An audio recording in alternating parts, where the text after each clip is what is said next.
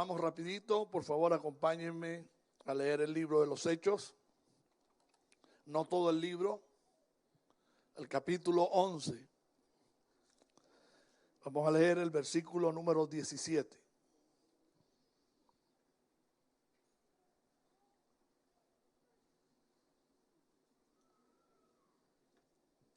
Ahora sí lo tenemos allí. Ok. Qué bien. Leemos entonces. Si Dios, pues, les concedió también el mismo don que a nosotros, que hemos creído en el Señor Jesucristo, ¿quién era yo que pudiese estorbar a Dios? Este versículo, si lo leemos sin echarle una revisadita al contexto, quizás no lo entendemos.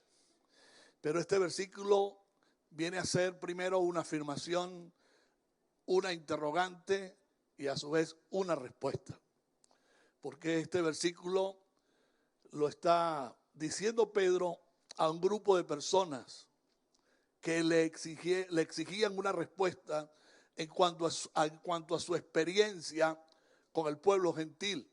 Ustedes saben el choque cultural, la concepción que tenían los judíos o tienen los judíos del pueblo gentil.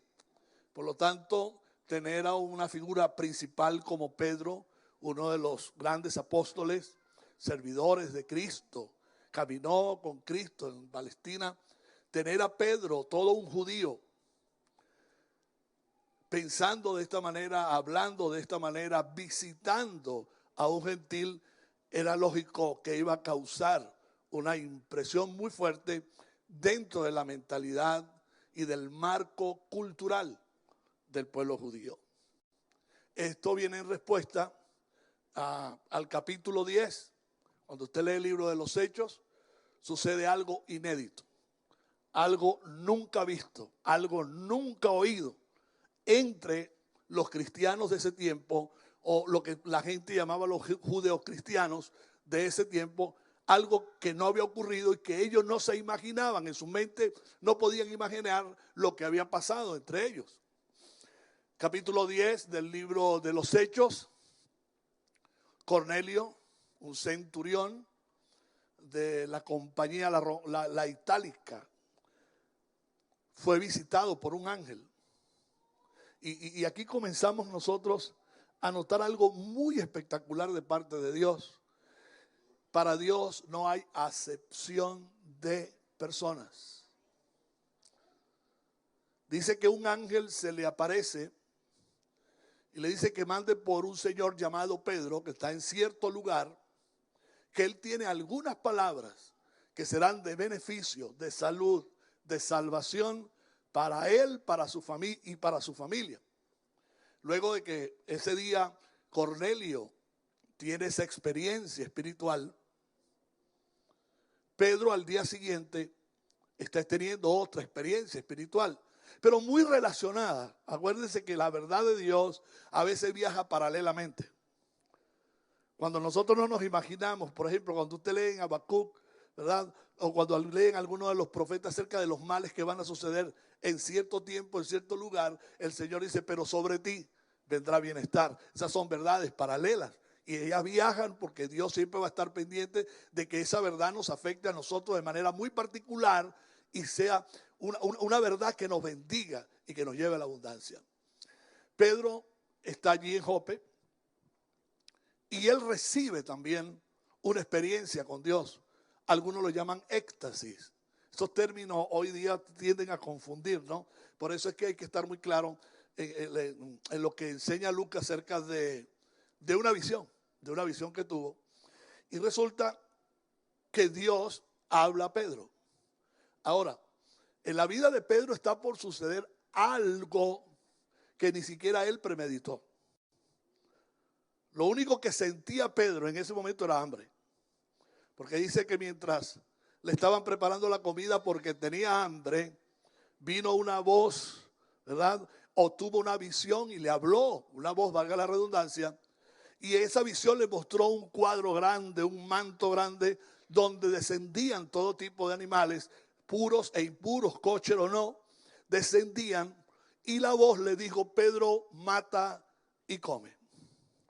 Nosotros al leerlo en el español, en el castellano, para nosotros sería muy fácil interpretar esto, o se nos haría fácil entender esto. Pero imagínense la mente de Pedro. Inmediatamente Pedro responde a la voz. Ahora, yo estoy convencido que Pedro sabía que era la voz del Señor. Y Pedro responde a la voz y le dice: pero si yo nunca he comido nada inmundo. Y la voz volvió: Pedro, mata y come. Pedro estaba dispuesto a cumplir la mitad de la demanda. Él podía matar al animal, mas no comérselo. Porque la respuesta de él es esa: por mi boca no ha entrado nunca nada inmundo. Y empieza a recomponer con la voz hasta el punto de que esa voz tuvo que hablarle 3 veces a Pedro. Claro, conociendo el personaje, sabemos que Pedro es uno de estos apóstoles bien tercos y difíciles por su carácter. Y aquí hay algo muy positivo para usted y para mí, que nosotros nos parecemos mucho a Pedro. ¿Ah? ¿Qué les parece? Pedro, para mí, era el apóstol más difícil en cuanto a su relación con Jesús. Primero vemos un Pedro un poquito, digamos, dual, como dicen ahí, de doble caja. Sí, automática y sincrónica.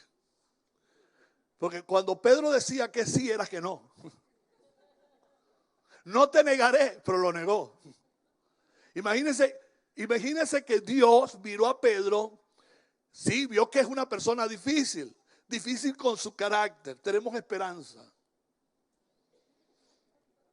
Dígame. Tenemos esperanza de que Dios nos use, de que Dios nos hable a pesar de las rabias, ¿verdad? Que muchas veces por allí se suelta en nuestra inmadurez y en nuestro carácter. Pero recuerden que Dios no está viendo el hombre iracundo, Dios está viendo el resultado final de la obra que Él está haciendo. ¿Ok? Bueno, entonces yo creo que el menos indicado era Pedro. Yo me imagino si hubiese escogido a Juan.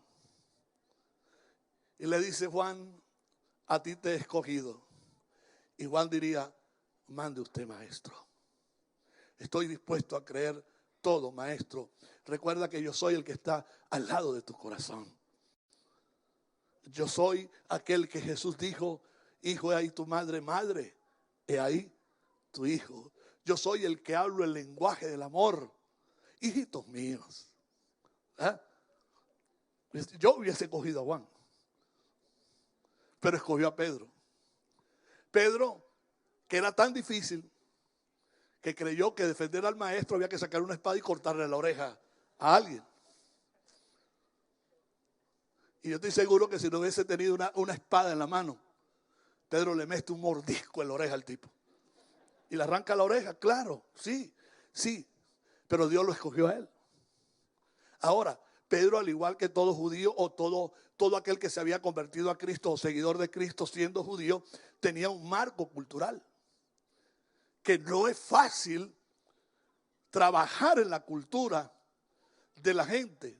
Cuando el Señor le dice a Pedro: mata y come, yo le repito, estoy seguro que él hubiera dicho: yo lo mato, pero no lo como. O búscate a otro que se lo coma, pero yo lo mato, yo sí lo puedo matar. Entonces hay un choque fuerte en la vida de Pedro que él no entendía, algo que estaba sucediendo que no tenía ningún tipo de referencia. Ningún tipo de referencia. Si usted busca la referencia profética, al menos yo no la he encontrado. Otras cosas sí están dentro de un marco profético, pero eso de que mata y come o de que se contravinieran las órdenes de Dios de Levítico 11. Cuando usted lee Levítico 11, ahí están las prohibiciones de la comida. Y sin embargo, entonces viene Dios y le dice: bueno, pero cómete esto. Es como decirle a Dios: pero bueno, ¿qué pasó? Primero dice que no se debe comer y ahora me dices a mí, el más terco de todos, que sí se debe comer o que lo coma.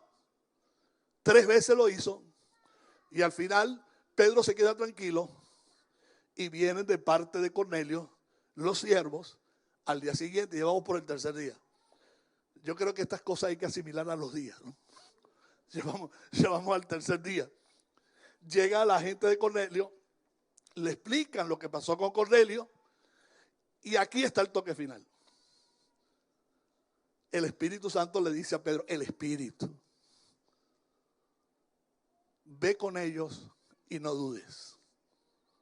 O sea que el hombre todavía estaba dudando de todo lo que estaba pasando en su vida, de esa experiencia nueva, de esa experiencia que no la había vivido nadie. Porque inmediatamente nosotros empezamos a buscar los contextos. Y ¿sabe? Allí se viola la primera regla hermenéutica. Un texto sin un contexto es un pretexto. Pero ¿cuál contexto iba a buscar Pedro? ¿Cuál referencia iba a buscar Pedro? Igual que Pablo. Porque yo recibí del Señor. Fue el primero que lo recibió. Fue el primero que le rompieron el enfoque del Shabbat.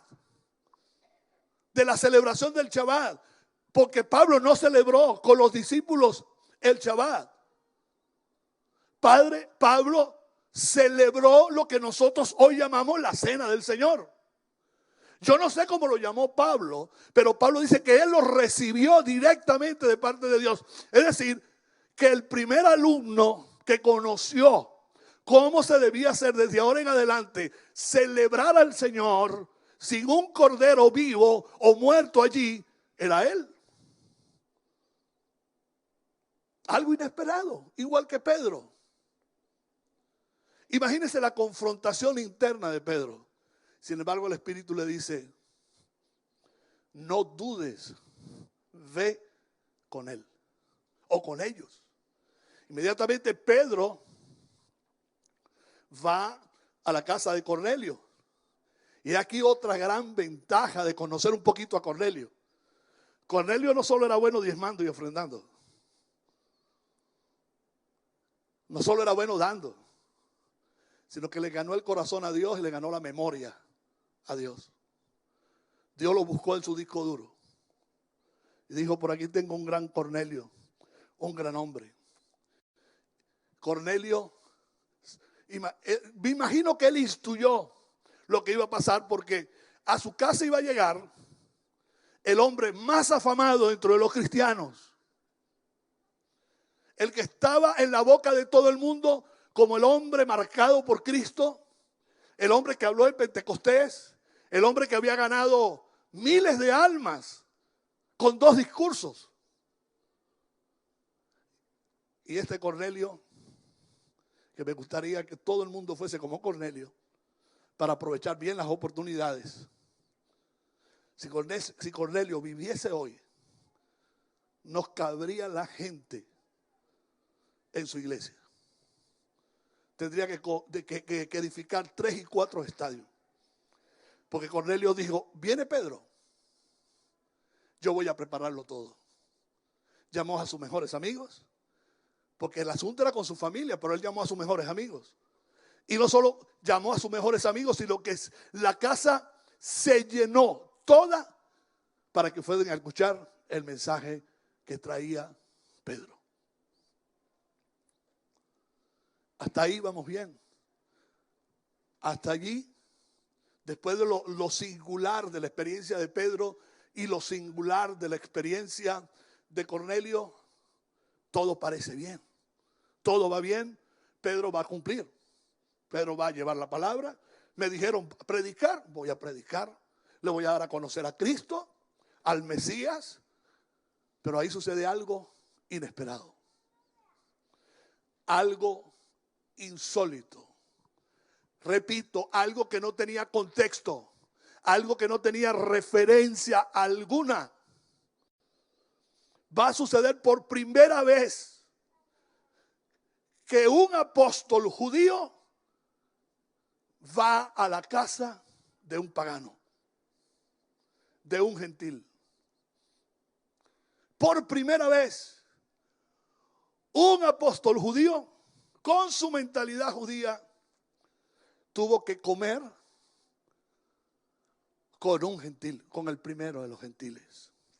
Entonces vemos ahí una historia, Una historia como que comienza a dividirse, A separarse.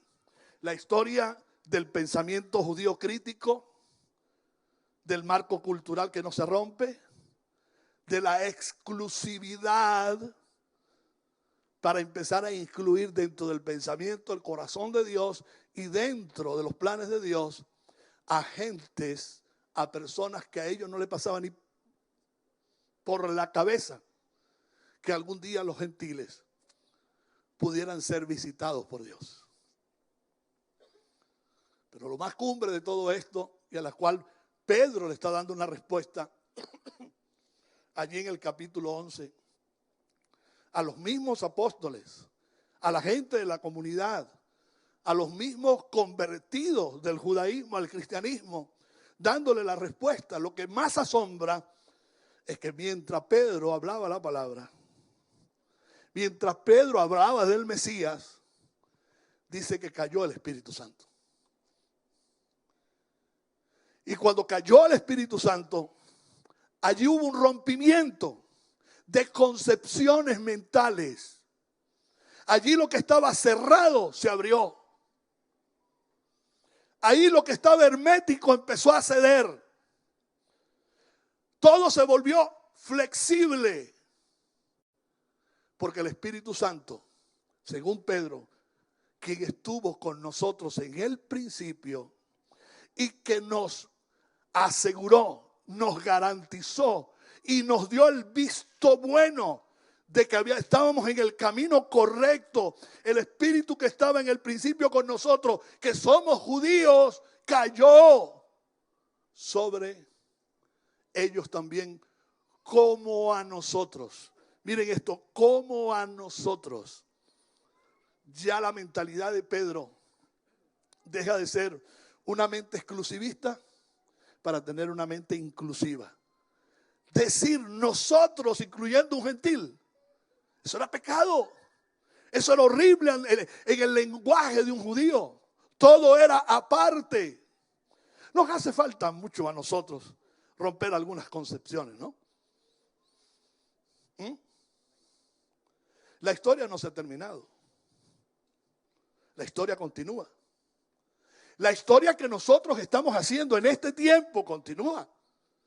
Y cuando nosotros pensemos que ya nosotros no estamos y dejamos establecidos algunos principios, patrones, formas y costumbres, vendrán otros que aunque lo nuestro ha sido bueno, y como diría el otro, bueno en gran manera, sin embargo, para un tiempo de la historia no será funcional.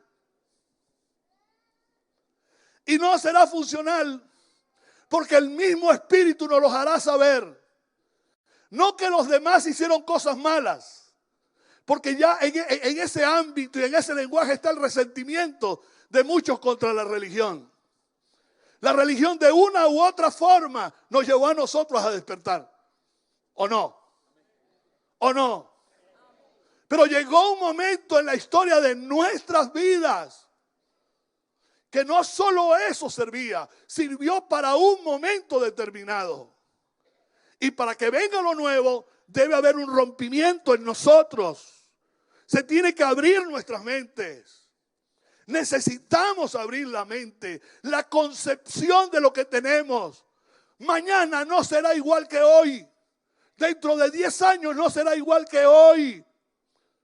El mensaje tendrá otra manera de proyectarse. Ustedes pueden ver la internet, cómo hemos avanzado. Como hoy día hay gente que congrega millones de personas por internet y no tienen una estructura física, pero lo hacen por internet. Allí pueden cuestionarse lo que quieran, pero hay gente que congrega millones de personas por internet.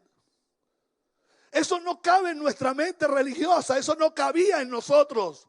Eso no cabía en la mente cuando no se conocía estas nuevas tendencias y tecnologías. No lo conocían, no lo aceptaban, lo rechazaban. Y la tendencia normal es a resistirse a los cambios. Yo siempre he dicho que la resistencia no es diabólica. La resistencia es parte del proceso. Y es parte del proceso porque quien quiera o quien desee producir los cambios sabe que alguien se va a resistir. Y nosotros necesitamos la paciencia necesaria para, en vez de echarlo a un lado, aprovechar la fuerza de su resistencia para ponerlos a nuestro favor. No toda resistencia es diabólica. A lo mejor no, es así. Lo que no conocemos, por el mismo temor a lo desconocido, es que nos resistimos un poco. Lo hizo Pedro. Tuvo Dios que hablarle 3 veces. Y antes de salir le dijo, deja la duda a un lado. Y sucedió lo que menos pensaba, o lo que menos pensaban los apóstoles de aquel tiempo. Es que puede suceder. Puede suceder lo que nosotros no nos imaginamos. Lo que no tiene referencia. Díganme ustedes qué referencia tenía, digamos, los apóstoles de aquel tiempo con respecto a la conversión de Pablo. Era asombroso lo que estaba sucediendo en la vida de Pablo. Que un fundamentalista como Saulo de Tarso, no había, en la historia, desde este primer siglo, no se había encontrado un fenómeno como este. Y yo me imagino a la gente con ciertos temores y buscando la manera de cómo tratar a Pablo, porque no habían libros escritos de cómo tratar con la inteligencia emocional de Pablo.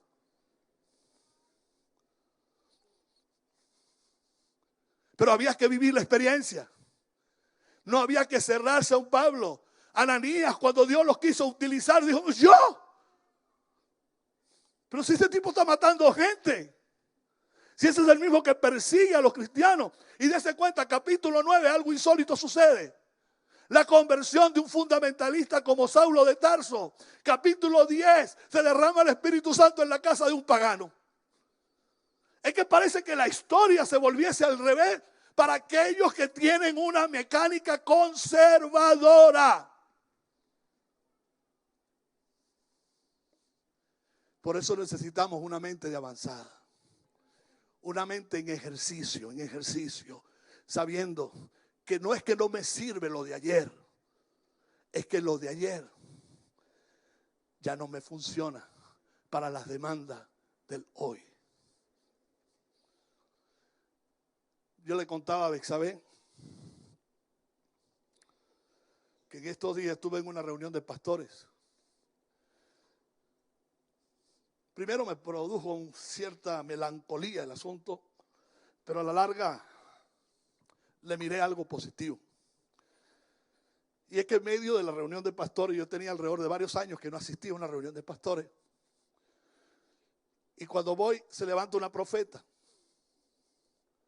Y comenzó a profetizar basado en Génesis 11. ¿Sabe qué pasa en Génesis 11? La Torre de Babel. La confusión de las lenguas. Y hay gente que tiene solo una perspectiva de ese capítulo. Y es la gran realidad. ¿Qué es lo que ven en ese capítulo? Ven que la gente se propuso llegar al cielo y hacer de un nombre, y por eso vino Dios y los confundió. Pero no ven que Dios mismo dice, oiga bien, Dios mismo dice, a esta gente nadie los va a detener. El único que lo puede detener soy yo. ¿Y cuáles eran las características, los elementos que vio Dios en la vida de esta gente? Todos pensaban una misma cosa, tenían un proyecto, todos hablaban lo mismo, tenían un solo corazón y tenían una visión. Cuando usted revierte eso a lo bueno, bajo otra perspectiva, usted dice, pero es que eso también es necesario. El problema está en la motivación. ¿Qué nos motiva a hacer esto?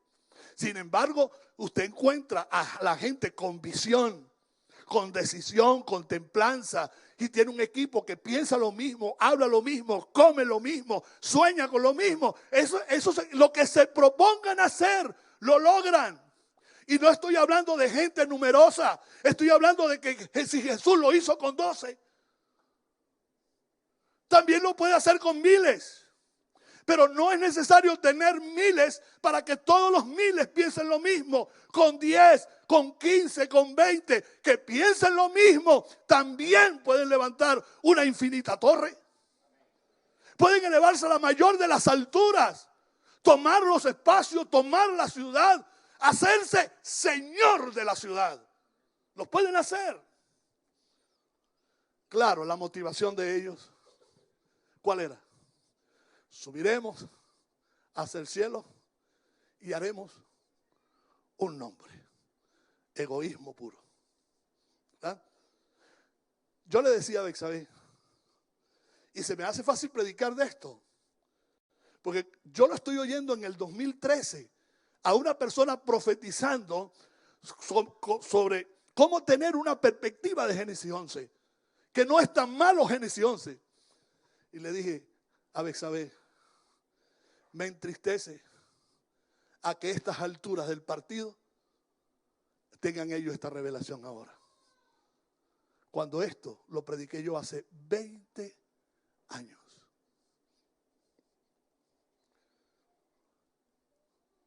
Ustedes son una iglesia de avanzada.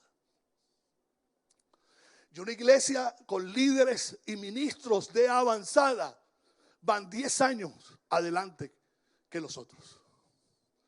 Ya lo hemos visto, ya tenemos perspectivas claras dentro de 5 años, donde me veo dentro de 10 años, lo menos que me veo dentro de 50 años en una urna. Pero yo me veo, ustedes deben verse, la iglesia debe verse, la iglesia de este tiempo tiene que ser una iglesia progresista y de avanzada.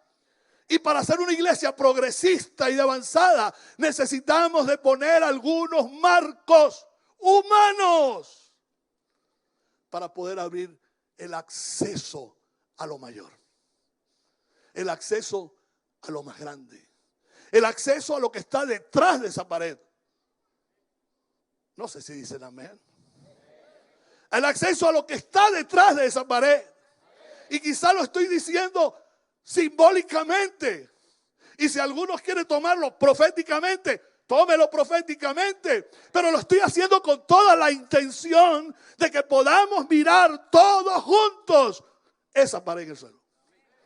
Denle un aplauso al Señor.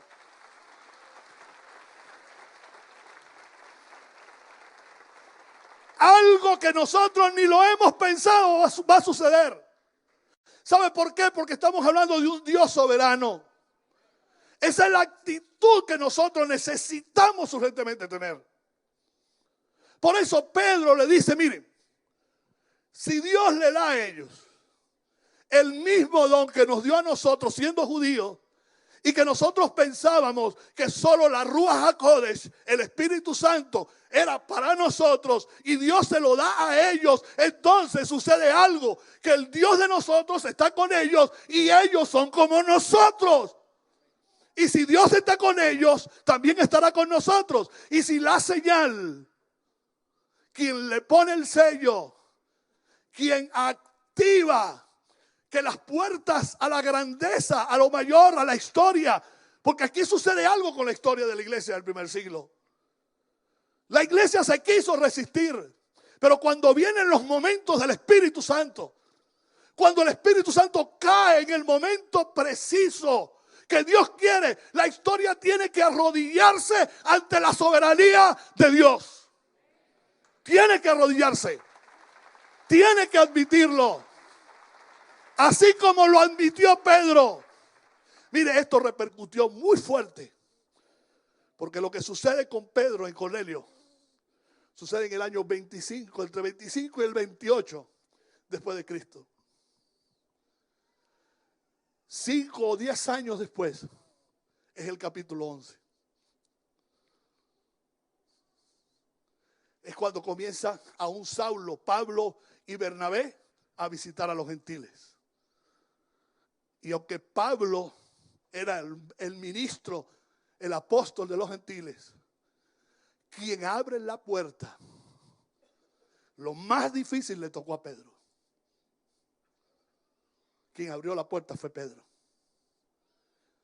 Y del 10 al capítulo 11 suceden 5 años, pasan 5 años. Mire todo lo que está repercutiendo esto. Nosotros necesitamos darle un golpe duro a la historia.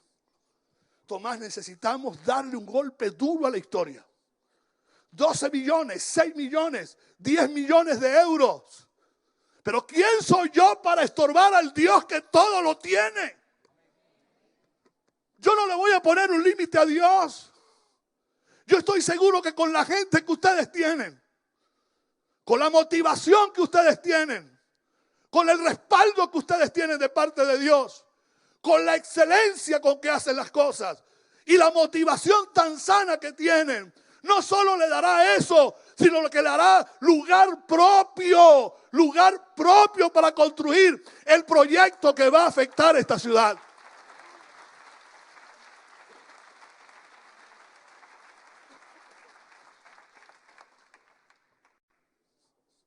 Todos estos golpes son certeros.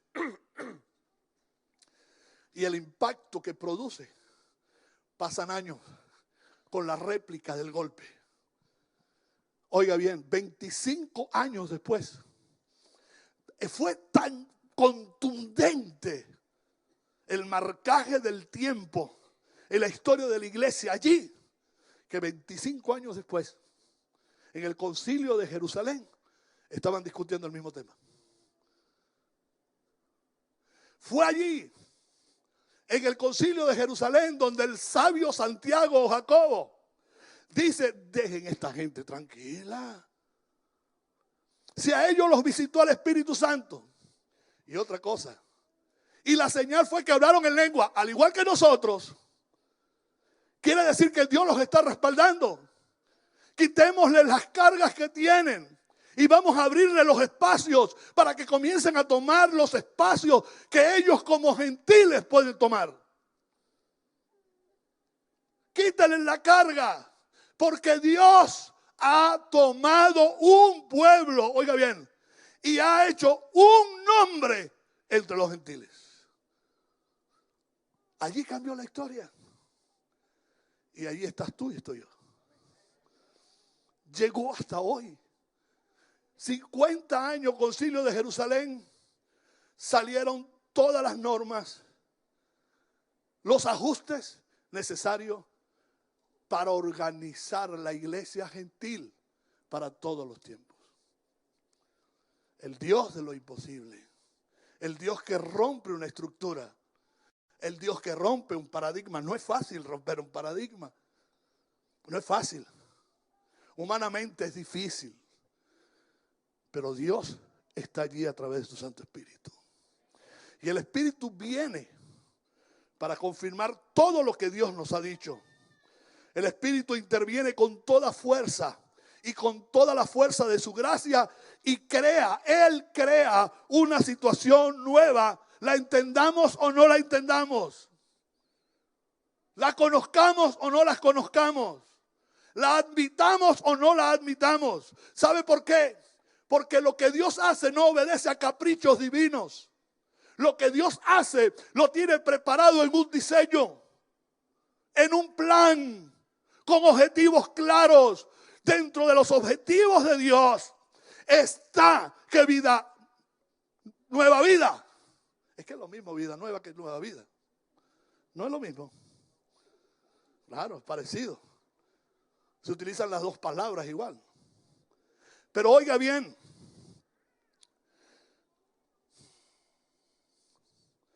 yo sé que esta casa está encendida por una pasión de hace mucho tiempo.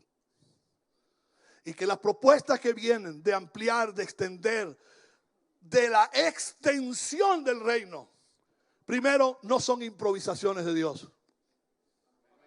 Dios no improvisa. Lo que nosotros consideramos que es sorpresa y es asombro, eso está escrito en el plan de Dios. Hay un diseño para esta casa. Hay un plan para esta casa. Dios lo quiere así. Por eso, yo me atreví, después de analizar todo esto, a llevarlo a la realidad que nosotros estamos viviendo. Y no es que la realidad nuestra sea mejor que la de ustedes, pero nos está pasando. Y si nos está pasando, podemos aportar un poquito de la experiencia que decía Tomás. Nosotros hoy estamos construyendo, vamos para la segunda fase de la universidad. ¿Y cómo lo hicimos? De manera que nadie se imaginaba. Yo no me lo imaginaba. Contaba anteriormente que el Señor me habló y me dijo, quiero que hagas un acto profético. Y yo le dije, mira, tú sabes que yo no soy muy religioso. Yo no soy muy místico. Pero tienes que hacer un acto profético. ¿Y cómo es ese acto profético? Ve y busca una piedra grande. La vas a ungir con aceite.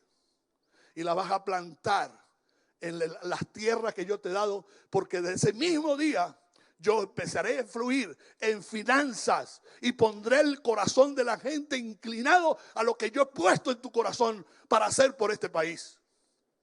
Porque no se trata de hacer por la iglesia. ¿Me está escuchando? Se trata de hacer por el país que Dios nos ha regalado para vivir. Y yo le dije a Dios, lo que yo conozco de esto, yo puedo conocer de muchas cosas, pero poco de esto. Lo que yo he visto que entierran Biblia, le echan sal, algunos hasta pimienta, yo no sé por qué. Sí, dice que la pimienta es buena para el cáncer. Yo no sé si para extenderlo, ampliar el cáncer o disminuirlo, pero oigan bien. Yo le dije, yo de esto sé poco. Yo lo que conozco de esto es que lo llaman brujería evangélica. Brujería evangélica. No, mijo, póngalo allí. Y llamé al constructor, llamé a mi cuerpo pastoral, a todos los ministros de la casa y le dije, Dios me dijo esto. Créanme que yo no sé qué pensaron. Si pensaron que me volví loco o me volví más espiritual. Pero oiga, lo que nunca había hecho, lo hice. ¿Por qué? ¿Quién soy yo para estorbar a Dios?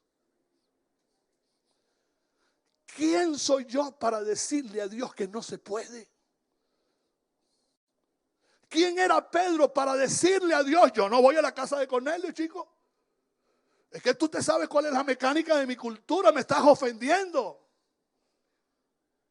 ¿Quién soy yo? Y Pedro era un apóstol. Y de los apóstoles principales, que se podía codear con Jacobo y con el resto de los apóstoles y maestros y profetas que allí estaban. Y qué humildad la de Pedro. Y qué inteligencia. Pudo haber sido muy torpe en el hablar, en el pensar, pero inteligente es aquel que cuando Dios le habla, solo se enfoca en lo que Dios le dice, sin temor a lo que los demás opinen, piensen o detracten. Porque la autoridad de Pedro estaba en juego. La credibilidad de Pedro estaba en juego. Pero saben, Pedro estaba viendo un horizonte mucho más grande, mucho más amplio. Pedro vio como vio a Abraham. Pedro vio lo que Abraham vio a través de las generaciones. Lo que corresponde de mi parte, yo sé que va a repercutir en el futuro.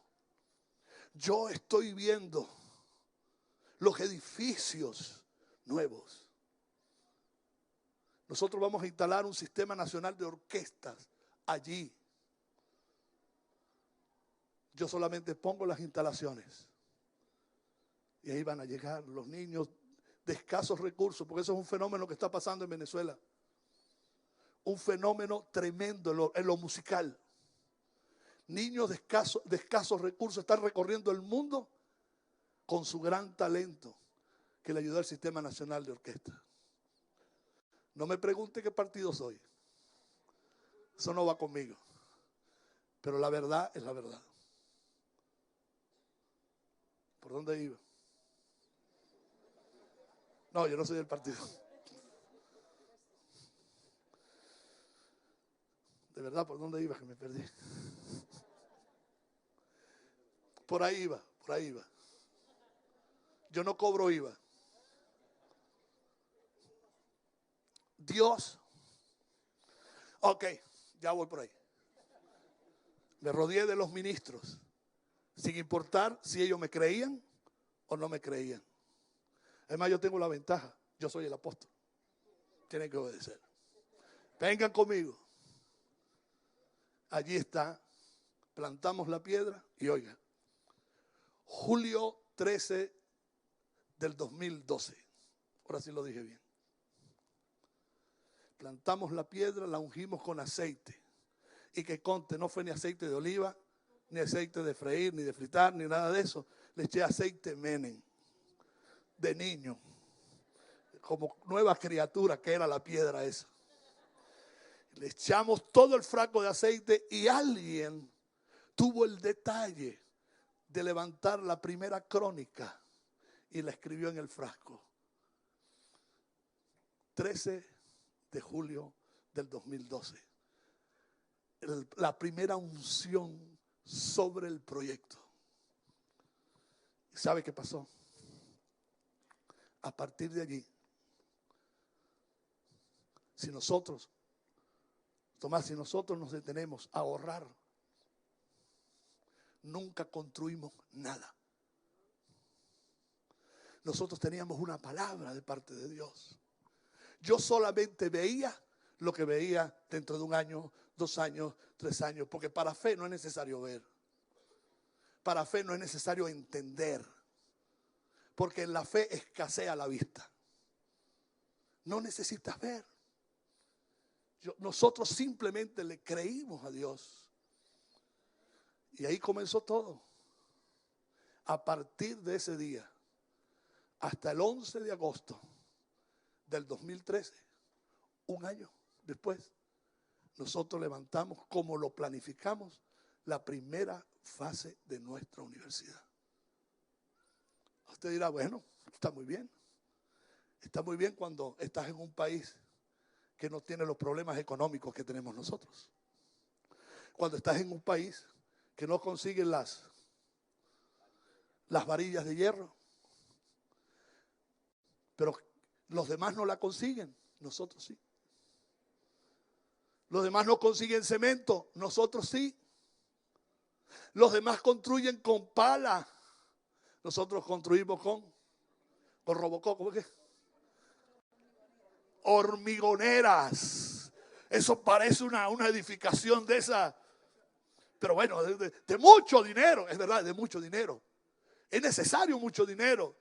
Pero nosotros empezamos, teníamos una palabra y paso a paso, lo construimos y ahí está. Ahí está. Y lo mejor de todo es ver a la gente feliz, a la gente realizada. Porque donde se realiza un apóstol, se beneficia y se realiza todo el pueblo que le sigue. La gente contenta, la gente feliz. El proyecto continúa. La demanda ahora es mayor, pero ahora el corazón creció. Las ganas de dar crecieron. El amor y la pertenencia creció un poco más. Ahora darán 4 veces más. Porque ahora vieron. Te creyeron. Su credibilidad va ascendente y su fe nunca se empequeñecerá.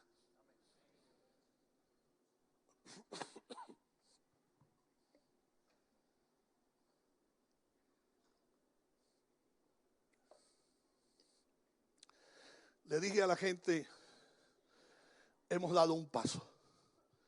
Ahora es cuando nos falta. Pero hemos dado un paso fundamental.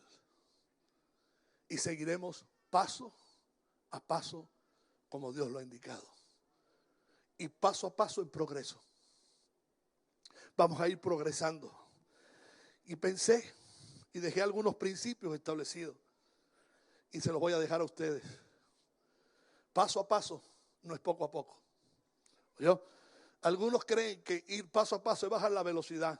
Cuando uno va paso a paso, puede ir a la velocidad que le exija el momento. Usted no va poco a poco. O usted no tiene que disminuir la velocidad. Si las marcas, las huellas de tu plano, las huellas de tu plano están marcadas para dar A, B, C, con tal que no se devuelva el huequito ese que uno se devuelve aquí y pasa acá. No, los pasos hacia adelante. ¿Ok? Paso a paso no es poco a poco. Paso a paso no es estar atrasado.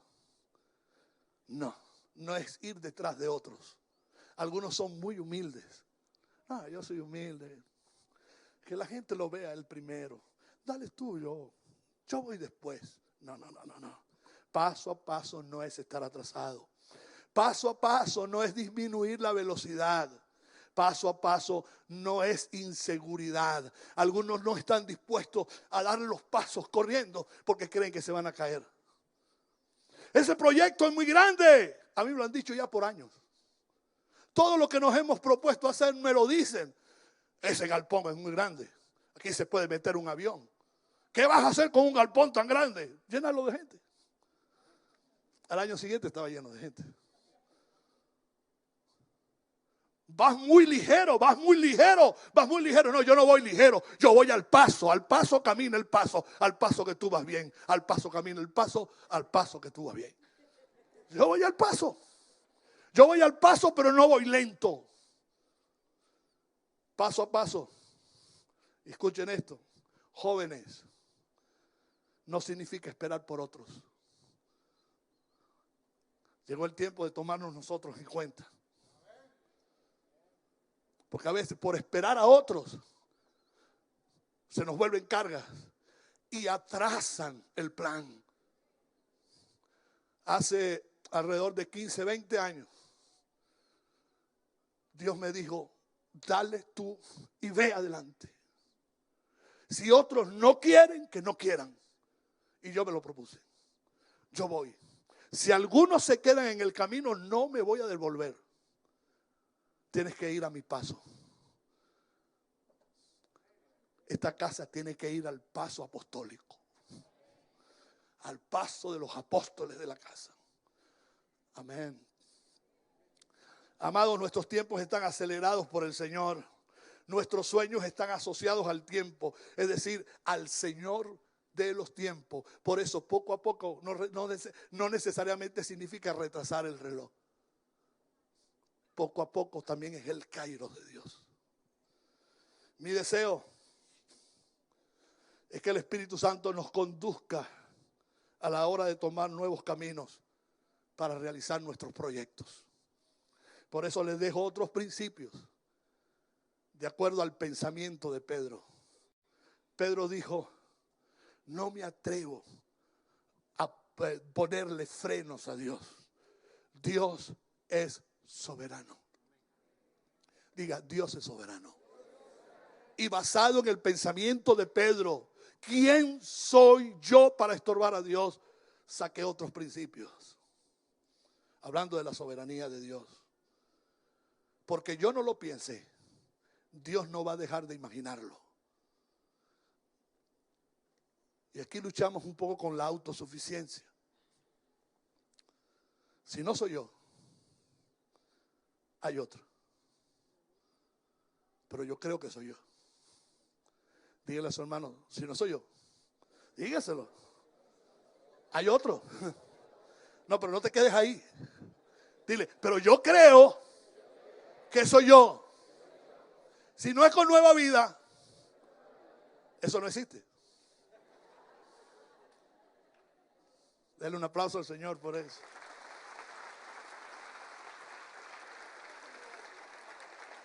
Porque yo no lo piense, porque no pase por mi mente, porque, mire, aunque no pase mi código de ética, mi código teológico, mi código hermenéutico, mi doctorado en teología, si me importa un pepino si no pasa por allí. Si no me lo imagino yo, Dios sí se lo imagina.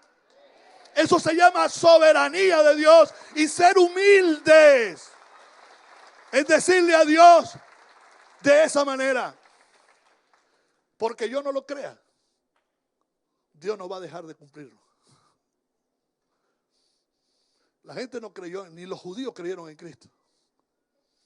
Pero dice que cuando se cumplió el tiempo, el kairos, Cristo vino, aunque no creyeran. Porque Dios es soberano. Otra cosita. Porque yo no lo pida, Dios no va a dejar de dármelo. Pero pedí se os dará. Sí, es verdad. Pero cuando hay una relación con Dios estrecha, Él también dice, yo sé que tienes tu necesidad. Y antes que me lo pidas, yo te lo doy. Yo le digo a mi esposa que yo no acostumbro a pedir. Que a veces soy como aquello que dice, yo no voy a pedir mucho, solo que me pongan donde hay. No, de verdad. Y tengo a mi esposa por testigo, que simplemente le digo a ella, deseo esto. Y pasa eso. Yo no me voy a mi cuarto, ay, Padre, te ofrezco 7, 8 días de ayuno en sacrificio, en silicio. El que lo quiera hacer, que lo haga, por favor. Hágalo. Hágalo. Porque mi relación con Dios es mayor que mi oración. Mi oración es un instrumento de mi relación. Mi relación es 24 horas del día. Mi devoción y relación en privado son tiempos. No les voy a decir cuántos tiempos, pero mi relación me permite conocer a Dios y que Dios me conozca a mí. Hasta mis caprichos. Bexa me dijo una vez, porque ella es la culpable de todo. Siempre. Vamos a vender esa camioneta. Mira, esa camioneta no me gusta. Es mala procedencia. Dale para allá y dale para allá. Acá. Y yo la miraba como siempre.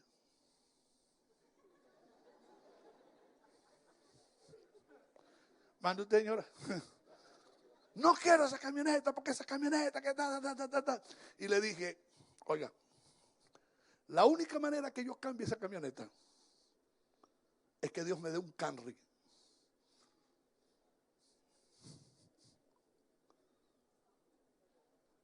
Camry, Toyota.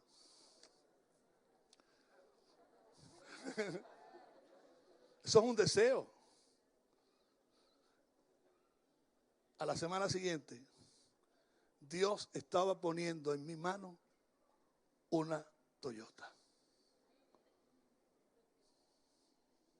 ¿Cómo lo hizo? Yo no me lo imaginé. Las cosas se dieron, se van dando y se dieron. El asunto es tener el del negocio. Tenerlo allí. Y resulta que a quien yo le di la camioneta, se la cambié. Le dije, pero tú tienes que pagar el resto de las cuotas. Pues si no me meto yo en un problema con el concesionario, vas a tener que pagarlas tú. Le digo, yo las pago. Pasó un año y no las pagaba. Tenía que pagarlas la iglesia. Y llegó el abogado de la iglesia y le dijo, tenemos que quitarle la camioneta. Pues si ese señor no paga, yo no había hecho ningún papel con él por algunos problemas legales que él tenía. Y al fin y al cabo, me quedé con Camry y con camioneta. Lo único que no se pudo quitar fueron las ganas de Bexabé de que saliera de la camioneta. Ya ves qué vas a hacer con esa camioneta. Bueno, no le cuento más. Porque yo no lo pida, Dios no va a dejar de dármelo. Vamos a incrementar esa relación más profunda con Él. Amén. Porque yo no lo quiera ni lo pueda hacer, eso no le importa a Él. Porque Él cumplirá su voluntad en mí, poniendo el querer como el hacer. En definitiva, todo depende de Él. Y todos nosotros tenemos que decirle hoy al Señor, yo no soy quien para estorbarte. Yo no voy a estorbar la visión. Yo voy a seguir la visión.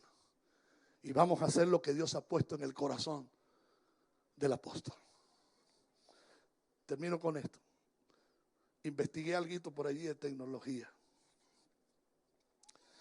Y quiero decirles esto. Que los planes de Dios, al darnos el Espíritu Santo, ha sido siempre la expansión del reino. La palabra expansión significa dar mayor amplitud o hacer que algo ocupe más espacio.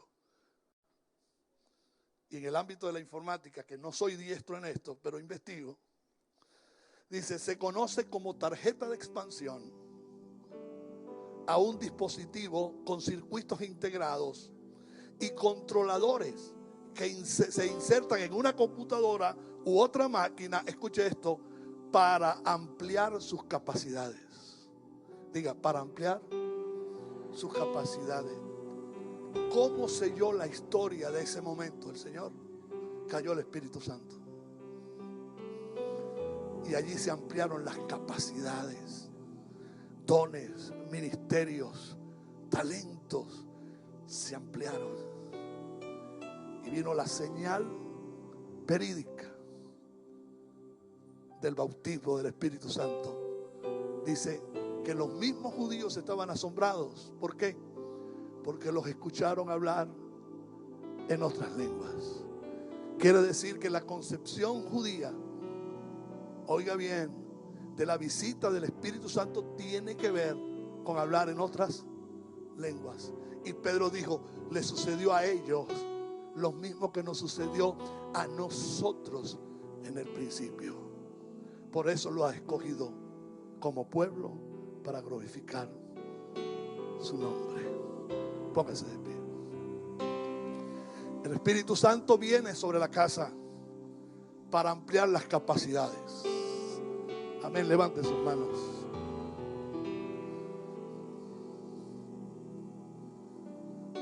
Cuán grande es Él. Cuán grande es Dios. Cuán grande es Dios.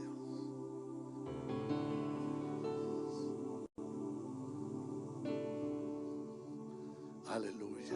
Diga conmigo, cuán grande es Dios. Dios está con nosotros.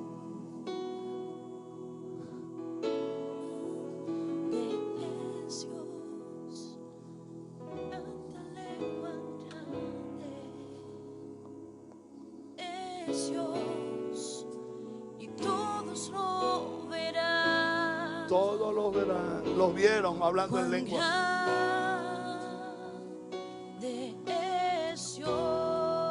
Oh sí, Señor, vamos. Vamos a declarar eso. Cuán grande es Dios. Cuán grande es Dios. Cántale cuán grande es Dios. Todos lo verán. Cuán grande es Dios. Quiero que levantes tu voz y lo cante, vamos.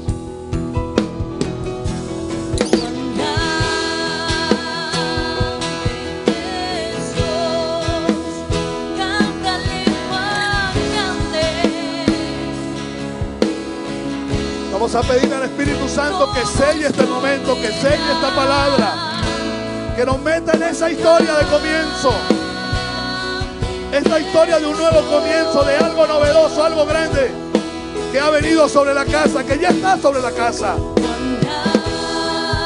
¡Cuán grande es Dios! ¡Vamos!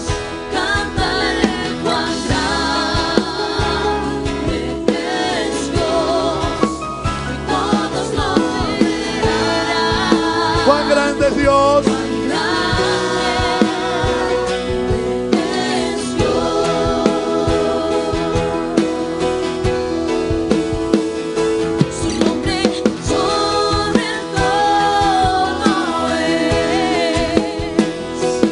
Eres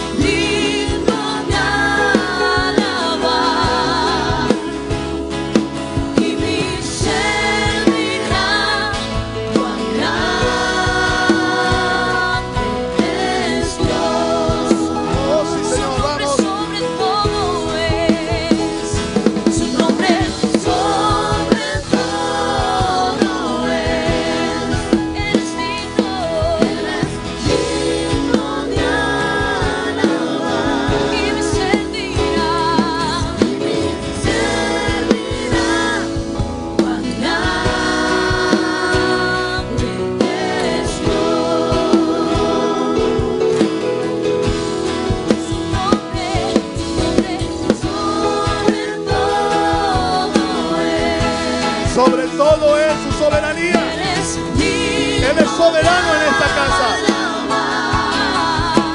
No tengan miedo. Tengan confianza. Tengan mucha confianza. Tengan mucha confianza. Vamos. Nombre, Señor. Los millones de euros vienen solos. Su nombre